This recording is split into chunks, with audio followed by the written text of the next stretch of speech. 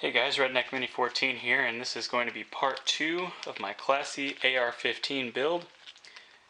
In this part we're going to put on the buffer tube and buffer spring buffer along with the A2 style stock.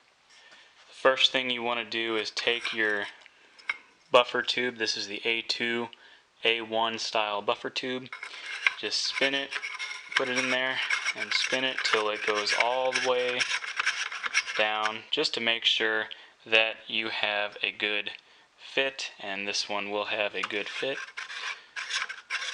And just take it out.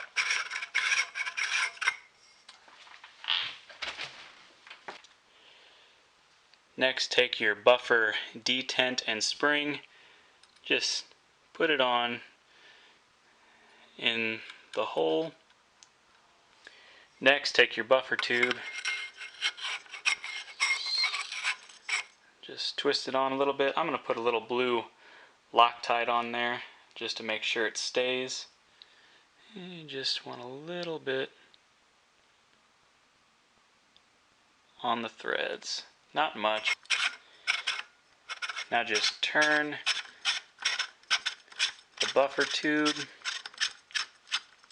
You want to turn the buffer tube all the way till it hits the pin or the detent.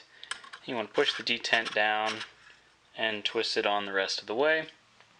And of course you want to take an armor's wrench or just a wrench of some sort and put it on the back of the buffer tube and give it a nice snug turn. Make sure it's on there good and tight. And now your buffer tube is in place. Next, you want to take your rear takedown pin, stick it in the hole with the slot facing rearward, and take your detent, stick it in the hole, and put your spring in the hole as well.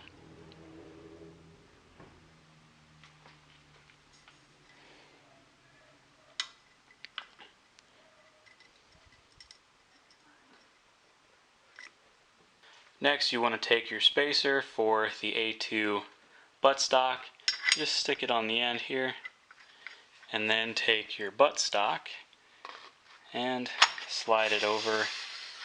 And you want to make sure that you don't kink your spring. You just want to push it directly in, making sure not to kink the takedown pin spring.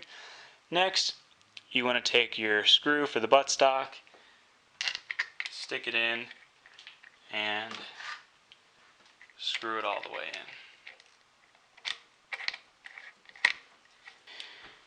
Last thing you want to do is take your buffer and your spring and just slide it on in past the detent. And that's the end of part 2 of my classy AR-15 build. Subscribe to my channel, like me on Facebook. I'm Redneck Mini 14, and until next time, be safe.